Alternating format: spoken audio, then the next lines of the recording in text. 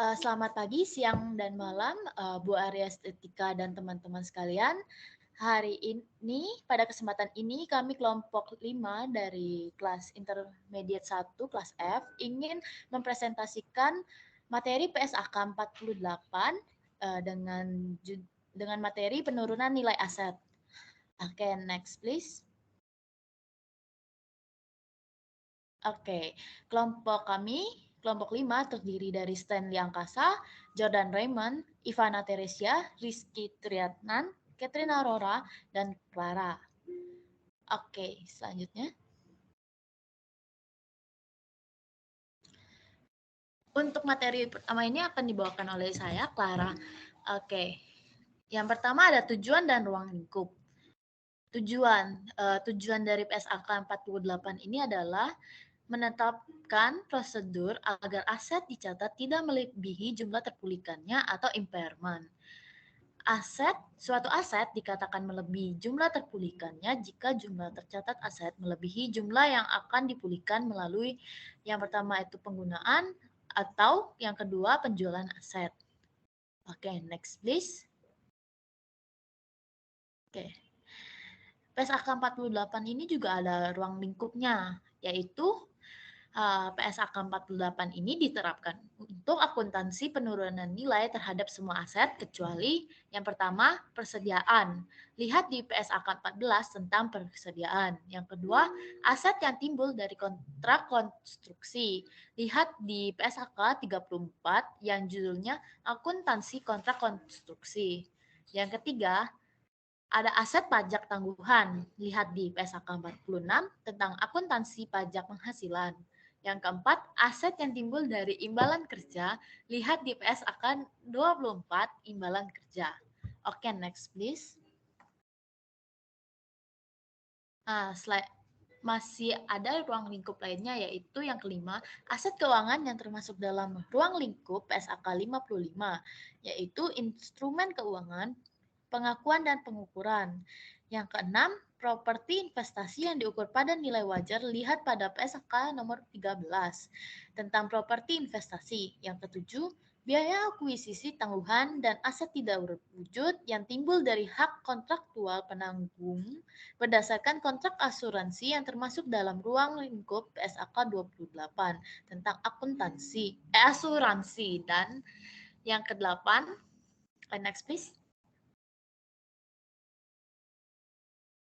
Yang kedelapan ada tentang aset tidak lancar atau kelompok lepasan yang diklasifikasikan sebagai dimiliki untuk dijual sesuai dengan PSAK 58 tentang aset tidak lancar yang dimiliki untuk dijual dan operasi yang dihentikan.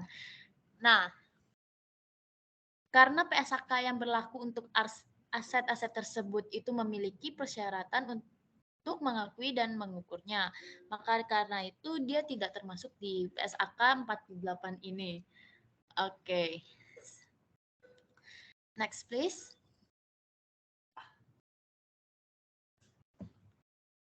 Selain itu, berlaku untuk aset keuangan yang dikelompokkan sebagai investasi dalam. Yang pertama itu ada entitas anak yang bisa kita lihat di PSAK nomor 4, laporan dan laporan keuangan tersendiri. Dan di PSAK 15, investasi pada entitas, asosiasi, dan ventura bersama mengatur tentang ventura bersama dan entitas asosiasi. Nah, selain itu PSAK 48 berlaku juga untuk aset yang dicatat pada jumlah revaluasi, yaitu nilai wajar pada tanggal revaluasi dikurangi biaya penyusutan selanjutnya dan akumulasi penurunan nilai selanjutnya sesuai dengan PSAK lain seperti model revaluasi pada PSAK 16 tentang aset tetap. Oke, next please. Nah, selanjutnya kita akan membahas tentang pengertian penurunan nilai atau impairment. Nah, penurunan nilai dari aset terjadi jika nilai yang dicatat atau nilai tercatat aset itu lebih besar dari jumlah yang terpulihkannya. Review yang dilakukan secara periodik, ada atau tidaknya indikasi penurunan nilai atau test of impairment. Yang selanjutnya itu ada jika terdapat indikasi, maka perusahaan harus menaksir nilai recoverable amount dari aset tersebut. Oke, next please. Selanjutnya kita akan membahas tentang definisi yang muncul di PSAK 48 ini. Yang pertama itu ada aset korporat. Aset korporat adalah aset selain goodwill yang berkontribusi terhadap arus kas di masa depan, baik dari unit penghasilan kas yang sedang ditelaah maupun unit penghasilan kas lain. Yang kedua ada biaya pelepasan. Biaya pelepasan adalah biaya tambahan yang secara langsung dapat diatribusikan pada pelepasan aset atau unit penghasilan kas, tidak termasuk biaya pendanaan dan beban pajak penghasilan. Yang ketiga itu ada jumlah tercatat. Jumlah tercatat itu jumlah yang diakui untuk suatu aset telah dikurangi akumulasi penyusutan atau amortisasinya dan akumulasi rugi penurunan nilai. Yang keempat ada jumlah terpulihkan.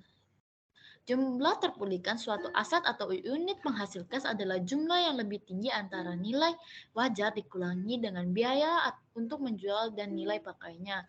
Yang selanjutnya itu ada jumlah tersusutkan. Jumlah tersusutkan adalah biaya perolehan aset atau jumlah lain yang merupakan pengganti biaya perolehan dalam laporan keuangan dikurangi oleh nilai residunya. Maksudnya itu nilai kayak harga perolehan dikurangi nilai sisa begitu maksudnya. Oke, selanjutnya itu ada nilai pakai. Nilai pakai adalah nilai sekarang dari taksiran arus kas yang diekspektasikan akan diterima dari aset atau unit penghasil kas. Selanjutnya ada nilai wajar dikurangi biaya untuk menjual. Nah, itu adalah jumlah yang dapat dihasilkan dari penjualan suatu aset atau unit penghasil kas antara pihak-pihak yang berkeinginan dan memiliki pengetahuan memadai dalam suatu transaksi wajar dikurangi biaya pelepasan. Nah, selanjutnya ada pasar aktif. Pasar aktif adalah pasar yang memenuhi aset yang diperdagangkan di pasar bersifat homogen. Yang kedua, pembeli dan penjual yang berkeinginan untuk bertransaksi biasanya dapat ditemui setiap saat. Dan yang ketiga, harga tersedia untuk publik. Oke, selanjutnya ada tentang penyusutan amortisasi. Penyusutan amortisasi adalah alokasi sistematis jumlah tersusutkan suatu aset selama umur manfaatnya. Nah, yang selanjutnya itu ada rugi penurunan nilai. Adalah suatu jumlah yang merupakan selisih lebih jumlah tercatat suatu aset atau unit penghasil kas atas jumlah terpulihkannya. Yang selanjutnya ada umur manfaat. Umur manfaat adalah yang pertama jangka waktu suatu aset diekspektasikan dapat digunakan oleh entitas, atau yang kedua jumlah unit produksi atau unit sejenis yang diekspektasikan dapat dihasilkan dari suatu aset oleh entitas. Nah, yang terakhir itu ada unit penghasil kas. Unit penghasil kas itu apa sih? Mereka tuh kelompok aset terkecil teridentifikasi yang menghasilkan arus kas masuk yang sebagian besar independen dari arus kas masuk dari aset atau kelompok aset lainnya. Oke, next please. Oke, kita akan membahas tentang pendekatan umum dari pengukuran penurunan nilai. Nah, bila ada indikasi penurunan nilai setelah dilakukan pengujian perusahaan atau kayak pemeriksaan akan mengakui adanya rugi penurunan nilai atau impairment loss. Nah, itu tuh bakal diakui ketika carrying amount-nya itu lebih besar daripada recoverable amount. Itu tuh selisih lebihnya itu akan diakui sebagai rugi penurunan nilai atau impairment loss. Oke, next please. Nah, dari rumus tadi, carrying amount itu didapat dari nilai aset dikurangi akumulasi penyusutan dan akumulasi rugi penurunan nilai. Nah, recoverable amount itu kita lihat dari nilai tertingginya. Nah, saat kita recover through sale atau kita saat menjual, itu kita bakal biayanya itu bakal nilai wajarnya itu akan dikurangi dengan biaya pelepasan dan harganya itu akan naik. Nah, jika kita recover through use, berarti kita akan menurun jumlah dari carrying amount-nya itu, nilai pakainya itu. Oke, next please. Oke, selanjutnya identifikasi aset penurunan nilai. Pada akhir periode, kita akan menilai apakah terdapat indikasi suatu aset mengalami penurunan nilai. Nah, selanjutnya jika ada indikasi, entitas mengestimasi jumlah terpulihkan aset. Terlepas apakah terdapat indikasi penurunan nilai entitas, harus kita yang pertama minimal 1 tahun sekali melakukan pengujian impairment. Yang pertama itu aset tidak terwujud dengan masa manfaat tidak terbatas. Yang kedua, aset tidak berwujud yang belum digunakan. Yang ketiga, goodwill yang diperoleh dalam kombinasi bisnis. Oke, next please. Nah, yang kedua kita itu ada informasi minimum yang perlu dipertimbangkan. Yang pertama itu ada informasi dari sumber eksternal. Yang pertama itu perubahan signifikan nilai pasar dari aset yang kita punya, yang kita miliki. Yang kedua, perubahan signifikan teknologi, pasar, ekonomi, dan hukum. Yang ketiga, perubahan suku bunga. Yang keempat, jumlah tercatat aset neto entitas melebihi kapitalisasi pasarnya. Nah, selain itu, kita akan melihat dari informasi dari sumber internal, yaitu pertama, bukti keuangan atau kerusakan fisik aset. Yang kedua, perubahan signifikan atas penggunaan, penghentian, dan masa manfaat aset. Yang ketiga, bukti internal mengindikasikan bahwa kinerja ekonomi aset lebih buruk dari apa yang diharapkan. Oke, next please. Oke, selanjutnya materi akan dibawakan oleh Stanley. Terima kasih. Baik. Materi berikutnya adalah pengukuran jumlah terpulih. Next.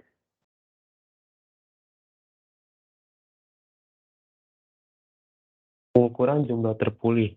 Dalam PSAK 48, mendefinisikan jumlah terpulihkan suatu aset sebagai jumlah yang lebih tinggi antara fair value less cost to sell dan juga nilai pakai atau value in use. Fair value less cost to sell merupakan jumlah yang dapat dihasilkan dari penjualan satu aset atau unit menghasilkan dalam transaksi antara pihak-pihak yang mengerti dan berkehendak bebas tanpa tekanan dikurangi biaya pelepasan aset. Sedangkan nilai pakai atau value in use merupakan nilai sekarang dari taksiran arus kas yang diharapkan akan diterima dan per unit penghasil kas. Nah, nilai wajar yang dikurangi biaya pelepasan atau fair value less cost to sell merupakan bukti terbaik. Nah, bukti terbaik merupakan harga dalam suatu perjanjian penjualan yang mengikat yang dibuat dalam suatu transaksi antara pihak-pihak yang independen, disesuaikan dengan biaya tambahan yang dikaitkan secara langsung dengan pelepasan aset. Yang kedua itu merupakan apabila tidak terdapat perjanjian penjualan yang mengikat namun aset diperdagangkan di pasar aktif. Jadi berdasarkan harga pasar aset yang dikurangi biaya pelepasan aset tersebut. Yang ketiga itu apabila tidak terdapat perjanjian penjualan yang mengikat dan tidak ada pasar aktif untuk aset. Jadi berdasarkan pada informasi yang terbaik untuk menggambarkan jumlah yang diperoleh dalam suatu entitas pada akhir periode pelaporan dari pelepasan aset pada nilai wajar dikurangi dengan biaya pelepasan. Nah, yang berikutnya itu nilai pakai atau value in use. Nah, itu merupakan nilai sekarang dari taksiran arus kas yang diharapkan akan diterima atau unit penghasil kas. Nah, hal-hal yang harus dipertimbangkan itu, yang pertama itu ada estimasi cash flow masa depan. Jadi yang diharapkan entitas akan diperoleh dari suatu aset. Yang kedua itu ekspektasi mengenai kemungkinan variasi dari jumlah atau waktu arus kas masa depan tersebut. Yang ketiga itu nilai waktu uang yang dimiliki, suku bunga pasar bebas risiko yang berlaku. Yang keempat, harga yang untuk menanggung ketidakpastian yang melekat pada suatu aset. Yang terakhir itu ada faktor-faktor lainnya, kayak seperti likuiditas yang akan dipertimbangkan oleh pelaku pasar dalam nilai arus kas masa depan yang diharapkan pada satu entitas. Boleh next?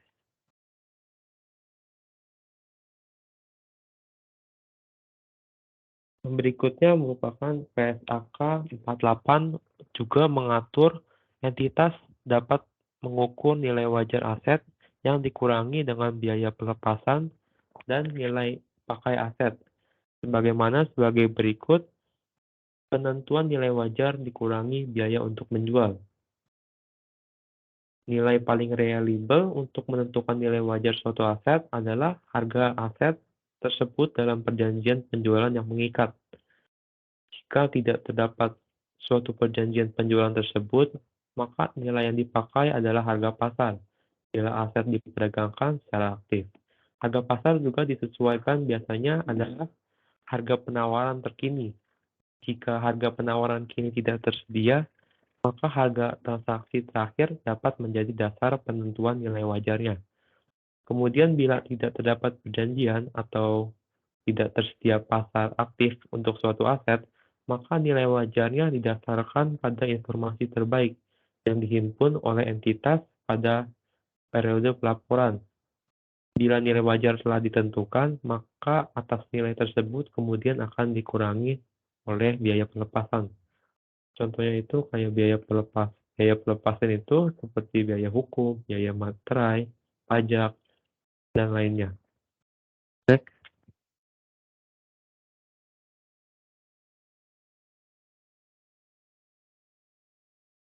Berikutnya itu mengestimasikan dalam PSAK 48431 itu pertama itu mengestimasikan arus kas masuk dan arus kas keluar di masa depan dari pemakaian suatu aset tersebut dan pelepasan pada akhirnya.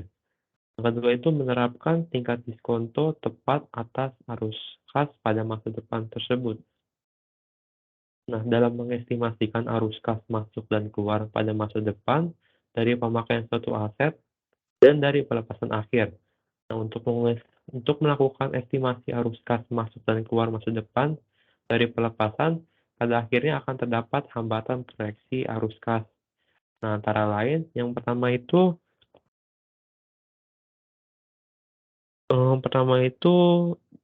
didasarkan pada asumsi yang masuk akal, didukung oleh fakta dan juga teori.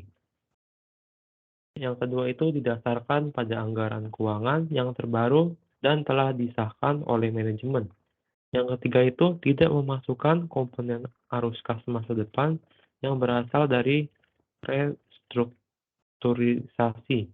Yang keempat, pendasaran kepada anggaran hanya meliputi 5 tahun, kecuali jika periode yang lama dapat dijustifikasi. Berikutnya, periode setelah anggaran hanya dapat menggunakan tingkat yang tetap atau menurun, kecuali jika tingkat yang naik dapat disesuaikan. Yang terakhir itu, tingkat pertumbuhan digunakan dalam proyeksi ekstrapolasi tidak dapat melebihi nilai rata-rata jangka panjang pertumbuhan untuk produk, industri, atau negara tempat entitas itu beroperasi atau pasar di mana aset itu digunakan, kecuali jika tingkat yang lebih tinggi dapat dijustifikasi. Nah, berikutnya ada komposisi arus kas masa depan dari PAR 39. Proyeksi arus kas masuk dari penggunaan aset. Proyeksi arus kas diperlukan untuk menghasilkan arus kas dari penggunaan aset, termasuk arus kas keluar untuk menyiapkan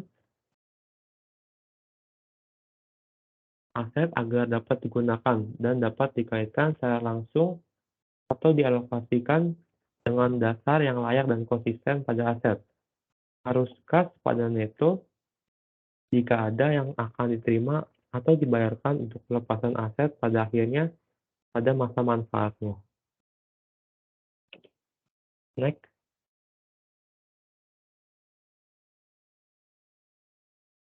Berikutnya ada arus kas masa depan valuta asing. Nah, arus kas masa depan ini diestimasikan dalam satuan mata uang ketika akan dihasilkan dan kemudian akan didiskontokan menggunakan suatu tingkat diskonto yang tepat untuk suatu mata uang tersebut. Nah, bila tingkat pertukaran yang digunakan itu merupakan kurs spot pada tanggal perhitungan nilai pakainya, itu tercantum dalam PSAK 48/454. Dasar penetapan tingkat diskonto itu merupakan tingkat diskonto sebelum pajak yang menggambarkan penilaian pada masa kini dari yang pertama itu nilai waktu uang, dan yang kedua itu resiko spesifik atas aset di mana estimasi arus kas masa depan yang belum disesuaikan. Tingkat diskon ini merupakan tingkat pengembalian yang disyaratkan kepada investor. Jadi jika seandainya mereka hendak memilih suatu investasi yang menghasilkan arus kas dengan jumlah, waktu, dan juga profil resiko yang sama dengan suatu entitas yang diharapkan dari suatu aset tersebut. Nah, tingkat diskonto ini diestimasikan dari salah satu. Yang pertama itu tingkat diskonto implisit dan juga rata-rata tertimbang. Tingkat diskonto implisit ini pada transaksi masa kini terhadap aset sejenis, sedangkan rata-rata tertimbang merupakan biaya modal entitas yang tercatat pada bursa efek yang memiliki aset yang sejenis. Next. Oke, berikutnya akan dilanjutkan oleh teman saya. Baik, selanjutnya saya akan melanjutkan. Jadi di sini ada, jika jumlah terpulihkan aset itu lebih kecil dari jumlah tercatatnya, maka penurunan tersebut adalah rugi penurunan nilai, dan rugi tersebut segera diakui dalam laba rugi. Kecuali jika aset disajikan pada jumlah direvaluasi sesuai dengan standar lain. Lalu setiap rugi penurunan nilai aset tetap revaluasian diperlakukan sebagai penurunan revaluasi. Yang pertama itu diakui dalam penghasilan komprehensif lain sepanjang kerugian penurunan nilai tidak melebihi jumlah surplus kerevaluasi untuk aset yang sama. Yang kedua, rugi penurunan nilai atas aset revaluasian mengurangi surplus revaluasi untuk aset tersebut. Lalu selanjutnya ada unit penghasil kas dan goodwill. Kita akan membahas tentang rugi penurunan nilai jika diakui untuk unit penghasil kas. Jumlah terpulihkan dari unit itu lebih kecil daripada jumlah tercatatnya, maka dia akan dialokasikan untuk mengurangi jumlah tercatat aset dari unit tersebut dengan urutan sebagai berikut. Yang pertama, mengurangi jumlah tercatat atas setiap goodwill yang dialokasikan ke unit penghasil kas tersebut. Lalu, aset lain dari unit tersebut dibagi rata atas dasar jumlah tercatat setiap aset di dalam unit tersebut.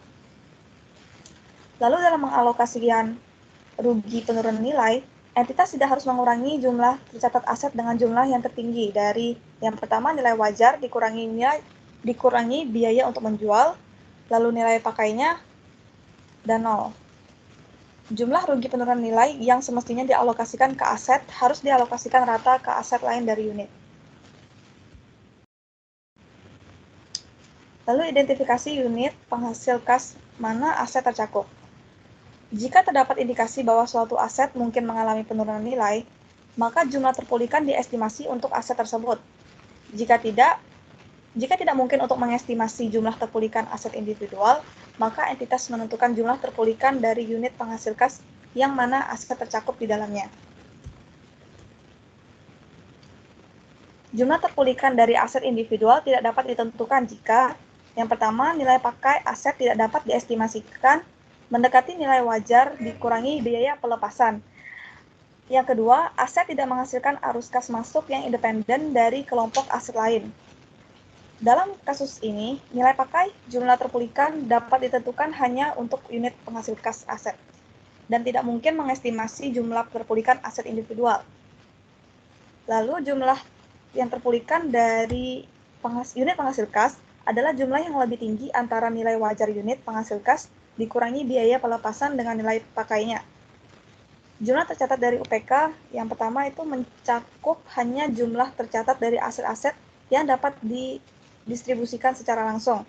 Yang kedua tidak mencakup jumlah tercatat dari setiap liabilitas yang diakui. Itu maksudnya, kecuali jumlah terpulihkan dari unit penghasil kas tidak dapat ditentukan tanpa mempertimbangkan liabilitas tersebut. Selanjutnya akan dijelaskan oleh Rizky.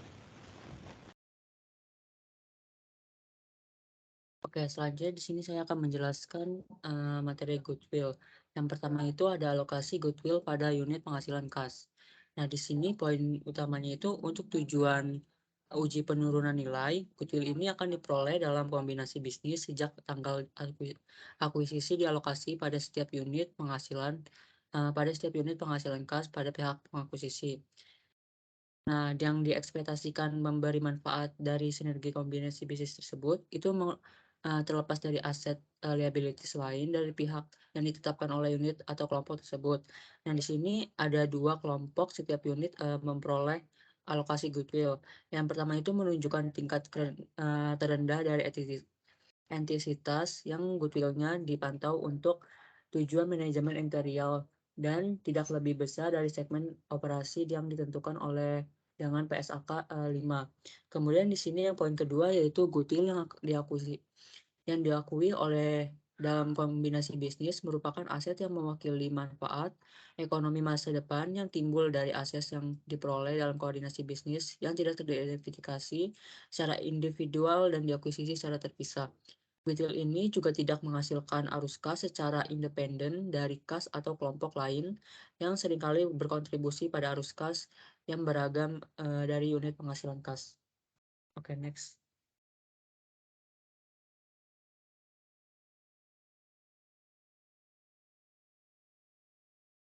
Selanjutnya yang kedua itu penguji unit penghasilan kas dengan goodwill untuk penurunan nilai kas. Nah, di sini itu untuk menghasilkan yang telah diperoleh alokasi goodwill diuji dengan nilai secara tahunan dan kapanpun terdapat dari indikasi bahwa unit tersebut termasuk dalam goodwill dengan jumlah yang dipulihkan. Kemudian jika jumlah yang terpulihkan melebihi jumlah yang tercatat, maka jumlah goodwill akan dialokasikan pada unit tersebut yang dianggap tidak mengalami penurunan nilai. Namun, jika jumlah goodwill tercatat unit yang melebihi jumlah yang terpulihkan, maka entitas mengakui kerugian penurunan nilai. Oke, next.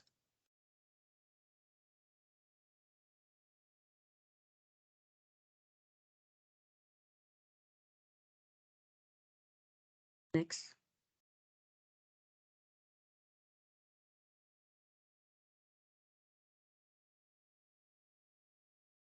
Nah, yang di sini itu yang ketiga. Ketiga itu waktu penguji penurunan nilai.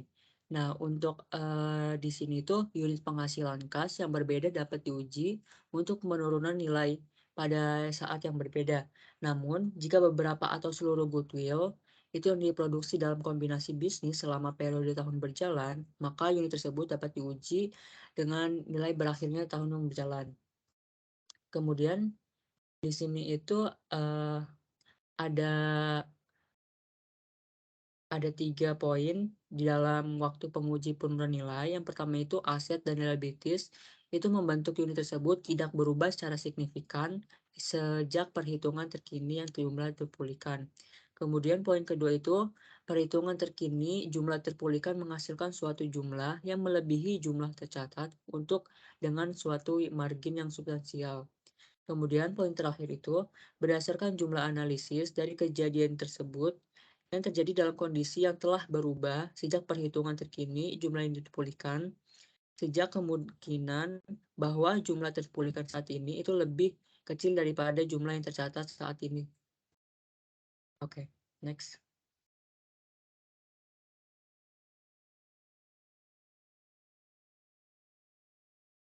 Nah, kemudian di sini akan saya menjelaskan aset korporat. Aset korporat itu termasuk aset kelompok atau definisi seperti bangunan kantor atau definisi intensitas, kemudian perlengkapan elektronik, data atau processing atau pusat penelitian.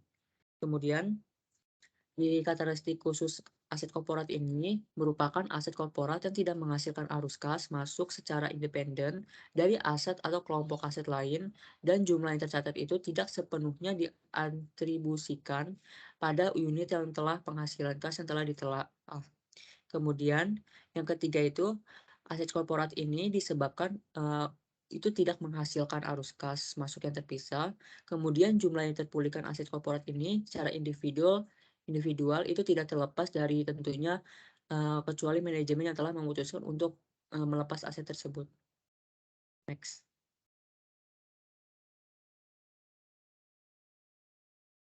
Oke, selanjutnya akan dijelaskan oleh Ivana. Terima kasih. Oke, di dalam PSAK 48 juga ada rugi penurunan nilai unit penghasil kas. Rugi penurunan nilai diakui unit penghasil kas dari unit penghasil kas yang telah memperoleh alokasi goodwill atau aset corporate jika dan hanya jika jumlah terpulihan dari unit tersebut lebih kecil dari jumlah tercatatnya. Rugi penurunan nilai dialokasikan untuk mengurangi jumlah tercatat aset dari unit tersebut dengan urutan sebagai berikut. Yang pertama itu untuk mengurangi jumlah tercatat atas setiap goodwill yang dialokasikan pada unit penghasil kas. Dan selanjutnya yang kedua itu aset lainnya dan unit tersebut dibagi pro rata atas dasar jumlah tercatat setiap aset dalam unit tersebut. Pengurangan dalam jumlah tercatat diperlakukan sebagai rugi penurunan aset individual dan diakui sesuai dengan laba rugi.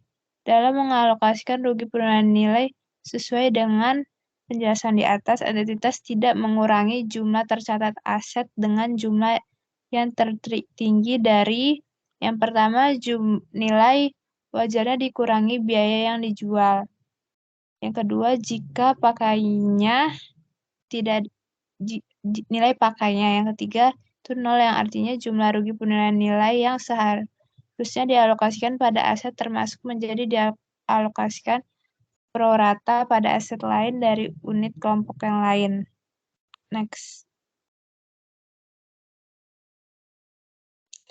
Nah, pembagian dan selanjutnya itu ada pembagian rugi penurunan nilai itu entitas menilai pada akhir setiap periode pelaporan apakah terdapat indikasi bahwa rugi penurunan nilai yang telah diakui atas aset pada periode sebelumnya mungkin tidak ada lagi atau jumlah telah menurun. Jika terdapat indikasi tersebut, maka entitas pengestimasi jumlah terpulihkan aset tersebut dapat menilai apakah terdapat indikasi bahwa rugi penurunan nilai yang diakui atas aset pada periode sebelumnya mungkin tidak akan lagi atau mungkin telah menurun. Entitas mempertimbangkan minimal indikasi berikut ini.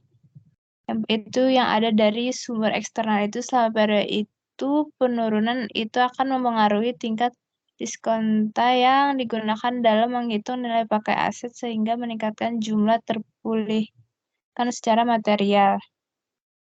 Next.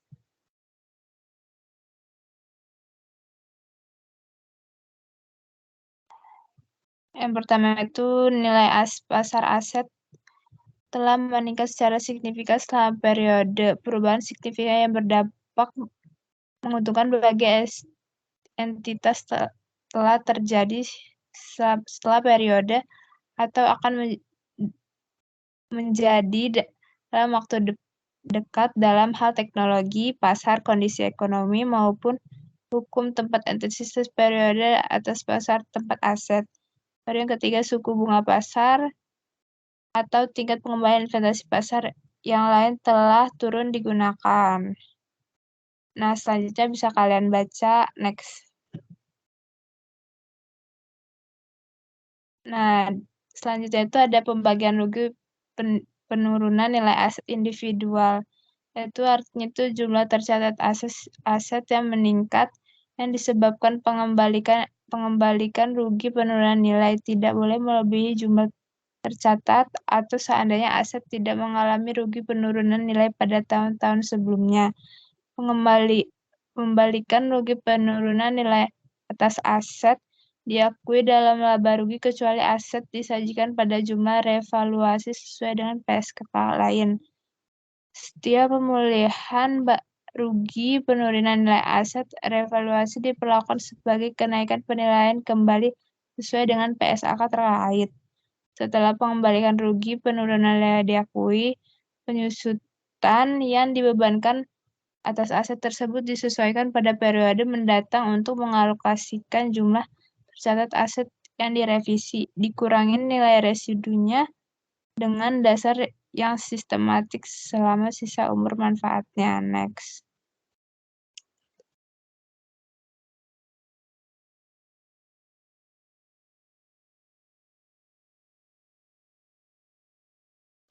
Dan selanjutnya ada juga pembagian rugi penurunan nilai unit penghasil kas, yaitu pembagian rugi penilaian nilai unit penghasil dialokasikan pada aset dari unit tersebut secara pro rata dengan jumlah tercatat aset tersebut.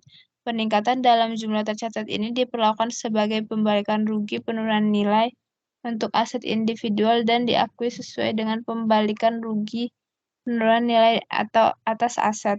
Dalam mengalokasikan pembalikan rugi penurunan nilai unit menghasilkan sesuai dengan paragraf sebelumnya, jumlah tercatat aset tidak boleh dinaikkan di atas nilai terendah dari yang pertama jumlah terpulihkan dan yang kedua jumlah tercatat yang telah ditentukan seandainya tidak ada rugi penurunan nilai yang telah diakui untuk aset tersebut pada periode sebelumnya.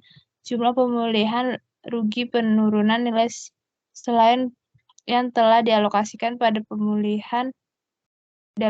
pada aset tersebut dialokasikan secara pro rata pada aset lain dan unit tersebut kecuali untuk goodwill. Lanjut.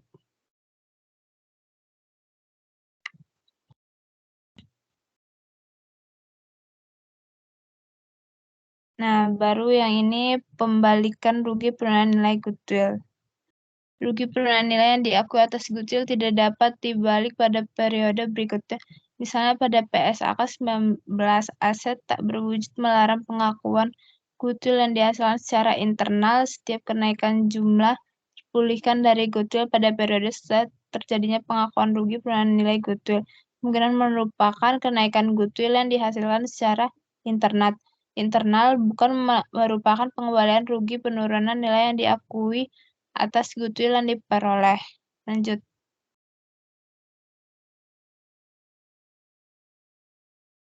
Nah, baru terakhir itu pengungkapan untuk setiap kelompok aset. Entitas mengungkapkan hal berikut ini. Yang pertama, jumlah rugi penurunan nilai yang diakui dalam laba rugi selama periode dan pelaporan laba rugi komprehensif yang di dalamnya tercakup rugi penurunan nilai. Kedua, jumlah pembalikan rugi penurunan nilai yang diakui dalam laba rugi selama periode dan unsur laporan laba rugi komprehensif yang di dalamnya tercakup rugi penurunan. Yang ketiga, jumlah rugi penurunan nilai atas aset revaluasian yang diakui dalam pendapatan nilai yang dibalik komprehensif lain selama periode. Yang keempat, jumlah pembalikan rugi penurunan nilai atas aset revaluasian yang diakui dalam pendapatan komprehensif lain sebagai periode. Selanjutnya akan dilanjutkan oleh teman saya. Ya, terima kasih Ivana atas pemberian kesempatan untuk menjelaskan materi saya. Selanjutnya saya akan menjelaskan mengenai estimasi atau perkiraan pengukuran yang digunakan untuk mengukur jumlah terpulihkan unit penghasil kas dari goodwill atau aset tak berwujud dengan umur manfaat yang tidak terbatas. Jadi cara mengestimasinya itu yang pertama, jumlah goodwill yang dialokasikan kepada kelompok unit itu harus ditentukan. Lalu yang kedua, jumlah aset tidak berwujud dengan umur manfaat tidak terbatas yang dialokasikan kepada kelompok unit itu juga harus ditentuin jumlah asetnya. Lalu yang ketiga itu yang jadi dasar penentuan dari memulihkan kelompok unit itu dilihat dari dua nilai, yaitu nilai pakai atau nilai wajar yang dikurangi dengan biaya untuk penjualan. Jika didasarkan atas nilai pakai, maka informasi berikut ini akan harus diungkapkan oleh entitas. Yang pertama, harus ada penguraian setiap asumsi utama yang digunakan sebagai dasar oleh manajemen dalam menggunakan proyeksi arus kas untuk periode yang dicakup oleh anggaran atau perakiraan terkini. Lalu yang kedua, harus ada penguraian mengenai pendekatan manajemen dalam menentukan nilai yang ditetapkan untuk setiap asumsi utama. Lalu yang ketiga, periode manajemen yang telah memproyeksikan arus kas didasarkan pada anggaran atau perakiraan keuangan yang disetujui oleh pihak manajemen dan ketika periode lebih dari 5 tahun digunakan untuk suatu unit penghasil kas atau UPK. Next.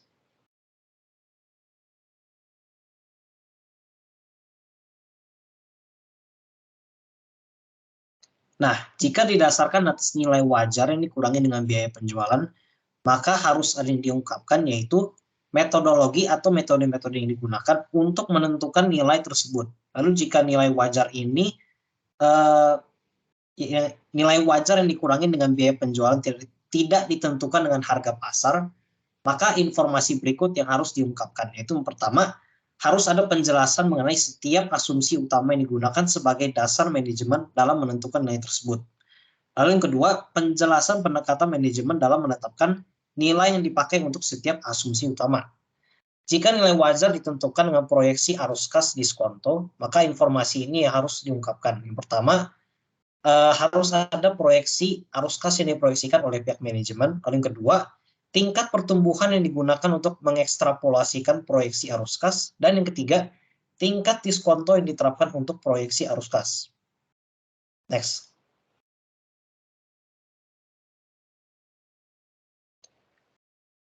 Nah, lalu di sini juga ada ketentuan transaksi. Jadi dalam ketentuan transaksi ini, entitas menerapkan PSAK 48 secara prospektif untuk goodwill dan aset yang tidak berwujud yang berasal dari kombinasi bisnis sebelum tanggal efektif dari PSAK ini. Next.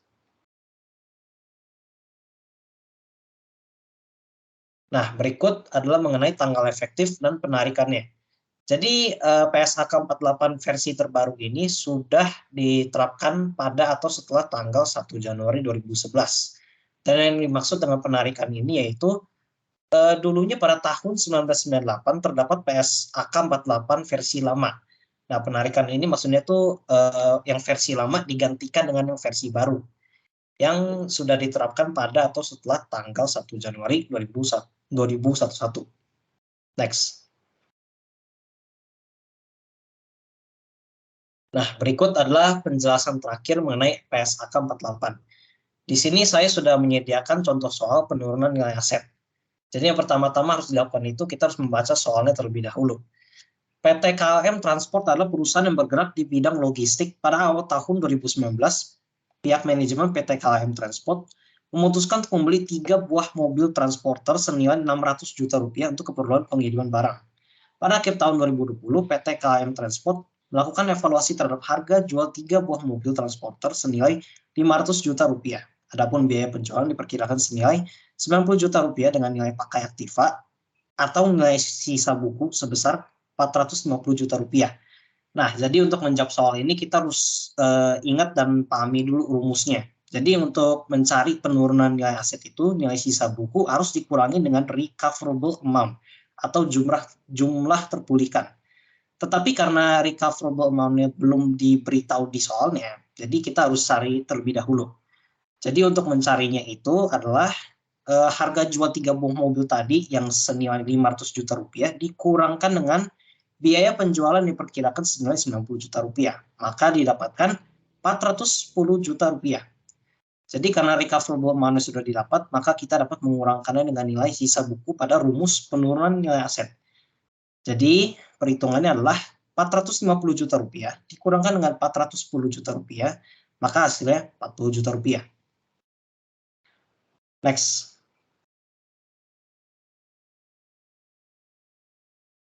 Sekian presentasi dari kami. Terima kasih.